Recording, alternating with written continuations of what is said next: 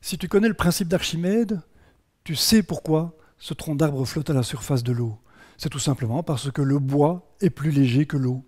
Ah, mais qu'est-ce que ça veut dire au juste, le bois plus léger que l'eau?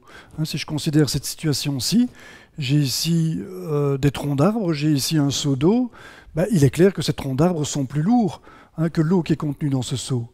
C'est donc en contradiction avec ce qu'on vient de dire. Et cette contradiction, elle vient bien sûr tout simplement du fait que la masse de bois que j'ai ici est proportionnelle au volume de bois. Je considère ici avec tous ces troncs d'arbres un volume énorme de bois par rapport à ce petit volume d'eau. On voit donc bien que quand on considère le principe d'Archimède, il faut comparer le poids du bois et le poids de l'eau pour un volume donné, pour le même volume de bois et d'eau. C'est donc ce qu'on fait ici.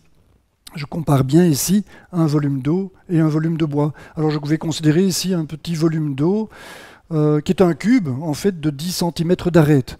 Donc j'ai bien 10 cm ici qui est un décimètre en fait. Et donc voilà, un décimètre fois un décimètre fois un décimètre, c'est tout simplement ce qu'on appelle un décimètre cube. Ceci est un décimètre cube d'eau, ceci est un décimètre cube de bois. Et là, je peux effectivement comparer le bois et l'eau. Et si je prends le poids de l'eau ici, ou la masse d'eau, je vais obtenir 1 kg.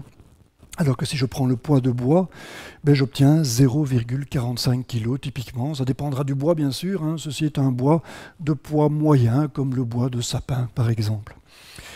Alors voilà, on pourra caractériser en fait maintenant tous les matériaux. Je peux prendre du fer par exemple, et le fer, lui, un décimètre de cube de fer, ça pèse 7,8 kg. Et on comprend maintenant pourquoi il coule. Il est beaucoup plus lourd que l'eau, lui.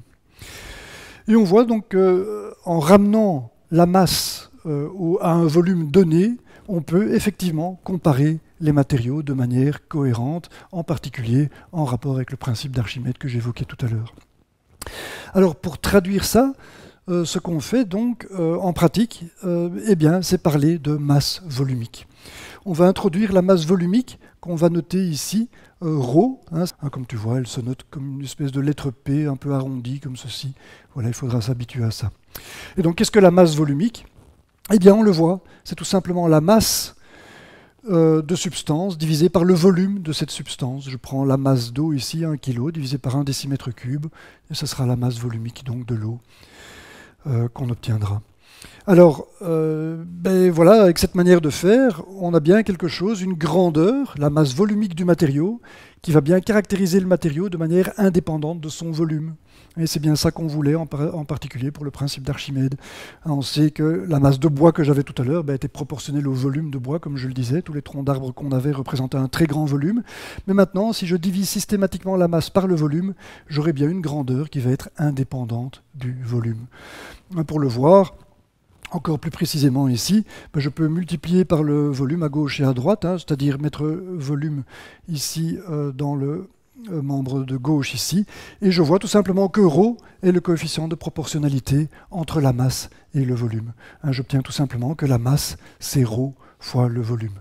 Ceci est important, il faut vraiment voir la masse volumique comme étant le coefficient de proportionnalité qu'il y a entre la masse d'une substance et le volume de cette substance.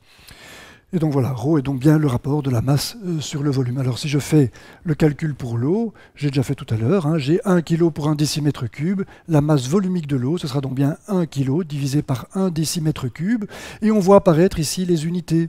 Je vois que je peux diviser ça en deux fractions, 1 sur 1 ça va donner 1, et kg sur décimètre cube, ce sera tout simplement la fraction qui va me donner les unités de la masse volumique.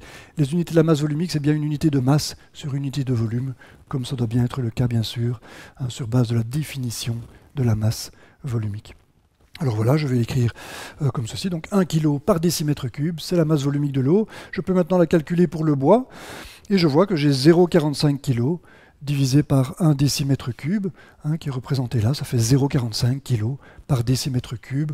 Ceci, c'est pour le pain, pour donner un exemple. Et pour le fer, finalement, on a la réponse ici, ça sera 7,8 kg par décimètre cube, c'est la masse volumique du fer.